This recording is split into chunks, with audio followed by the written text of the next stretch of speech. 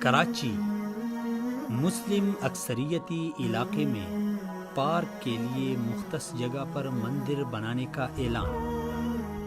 ایک رپورٹ کے مطابق کراچی کے علاقے ڈیفنس ہاؤسنگ سوسائٹی میں پارک کے لیے مختص اربوں روپے مالیت کے پلاٹ پر مندر بنائے جانے کا انکشاف ہوا ہے۔ یہ پلاٹ 1.5 ایکڑ کے رقبے پر مشتمل ہے۔ علاقہ مکینوں کے مطابق وہ 6 سال سے مسجد کی تعمیر کا مطالبہ کر رہے ہیں، مگر جگہ نہ ہونے کا بہانہ بنا کر ان کی درخواست کو بار بار مسترد کیا جاتا رہا۔ رواں سال ہولی کے موقع پر دور دراز سے ہندوؤں نے آ کر جشن اور بجن گانے کا اہتمام کیا، جس سے علاقے کی مسلم آبادی میں غم و غصہ پھیلا۔ ڈیفنس ہاؤسنگ سوسائٹی فیز 8 کے ایک رہائشی نے بتایا کہ فیز 8 میں کوئی مسجد نہیں ہے، جس کی وجہ سے انہیں اذانوں کی آواز بھی سنائی نہیں دیتی۔ قریب ترین مسجد لگ بھگ 1.5 سے 2 کلومیٹر کے فاصلے پر واقع ہے، جہاں نمازوں میں پہنچنے کے لیے مشکلات کا سامنا کرنا پڑتا ہے۔ بالخصوص معمر افراد کو مساجد آنے جانے میں بے پناہ دشواری ہوتی ہے۔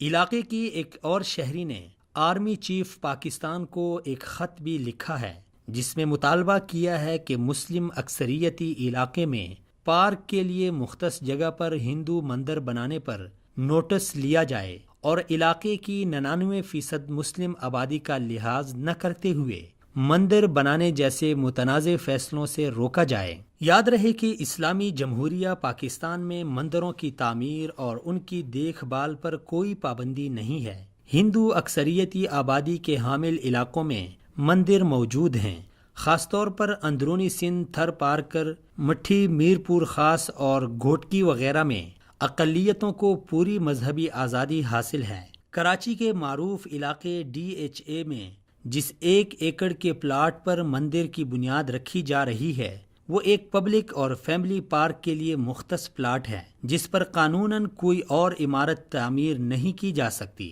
DHA کا یہ علاقہ مسلم اکثریتی آبادی کا حامل ہے، جہاں ہندوؤں کے بمشکل چند گھر ہیں، اس لیے یہاں مندر کی تعمیر سے تنازع کھڑا ہو سکتا ہے۔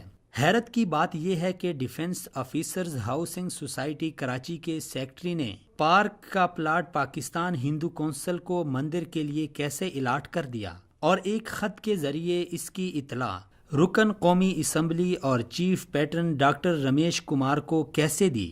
میڈیا رپورٹس کے مطابق سوسائٹی کے سیکرٹری نے رمیش کمار کو یہ مشورہ بھی دیا کہ پلاٹ کی الاٹمنٹ کی کارروائی جلد مکمل کر ڈالیں۔ یاد رہے کہ کسی اور مقصد کے لیے مختص اراضی پر مسجد تعمیر کرنا شرعاً ناجائز سمجھا جاتا ہے، پھر کس طرح قانوناً فیملی پارک کے لیے مختص پلاٹ پر، اور وہ بھی مسلم اکثریتی علاقے میں مندر بنانے کی اجازت دی جا سکتی ہے؟ ڈیفنس ہاؤسنگ سوسائٹی کے رہائشیوں کا مطالبہ ہے کہ حکومتی سندھ ہندوؤں کو مندر کے لیے کوئی اور جگہ دے جہاں ان کی اکثریتی آبادی ہو۔ دوسری طرف مذہبی علماء کا کہنا ہے کہ حکومتی سندھ اس سے پہلے بھی اسلامی اقدار و ثقافت کے لحاظ نہ رکھتے ہوئے سندھ اسمبلی کے باہر ہندوؤں کا تہوار ہولی منا چکی ہے۔ حالانکہ قائد اعظم محمد علی جناح رحمۃ اللہ علیہ نے فرمایا تھا کہ ہندو اور مسلمان 2 علیحدہ قومیں ہیں، ان کا کلچر، ان کی ثقافت، ان کا دین ایک دوسرے سے مختلف ہے۔ 14 اگست 1924 کو ایک انٹرویو کے دوران آپ نے فرمایا کہ مسلمانوں اور ہندوؤں کے درمیان خلیج اس قدر وسیع ہے کہ اسے کبھی ختم نہیں کیا جا سکتا۔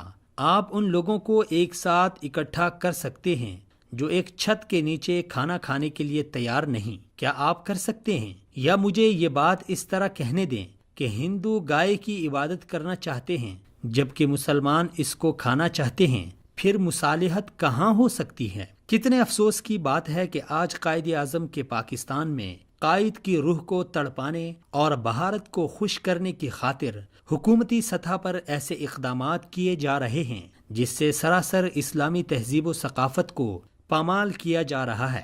اس کا یہ مطلب ہرگز نہیں کہ اسلامی جمہوریہ پاکستان میں ہندو اقلیتی برادری کو اپنے ثقافتی تہوار منانے اور بنیادی تہذیبی حقوق نہ دیے جائیں، بلکہ اصل مدعا یہ ہے کہ اسلامی جمہوریہ پاکستان میں مسلمان کیوں غیروں کے تہوار کو قومی یا حکومتی سطح پر سیلیبریٹ کریں۔ کہ جس سے دو قومی نظریہ کی خاطر جانے دینے والے لاکھوں شہیدوں کی روح تڑپے؟ کیا کبھی بھارتی حکومت نے قومی یا حکومتی سطح پر مسلمانوں کے تہواروں کو منایا ہے؟ یہ ایسا سوال ہے جو ہر پاکستانی مسلمان کو سوچنا چاہیے۔